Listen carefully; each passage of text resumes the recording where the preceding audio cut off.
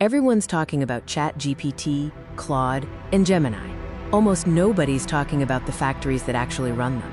We see the software, but the infrastructure behind it is massive. These aren't just data centers anymore. They are physical factories. NVIDIA doesn't call these buildings data centers. They call them AI factories because the product isn't storage. It's intelligence, manufactured at scale. The scale is hard to believe. The world's biggest tech companies are on track to spend $750 billion on AI infrastructure this year alone.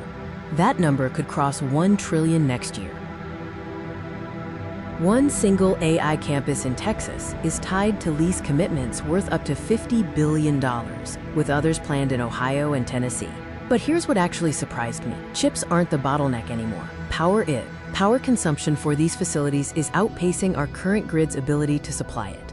In just the first 3 months of this year, 75 data center projects worth $130 billion got delayed or canceled, not for lack of money, for lack of electricity. And that strain doesn't stay inside the tech industry. It impacts the communities surrounding these massive sites. In Virginia, one resident's electric bill jumped from $100 to $281 in a single month. In some areas near data centers, electricity prices have climbed as much as 267% in 5 years, leading to significant public outcry. The AI race most people are watching, ChatGPT versus Claude versus Gemini, is just the visible part. The real race is happening underneath: power, land, chips, and grid capacity.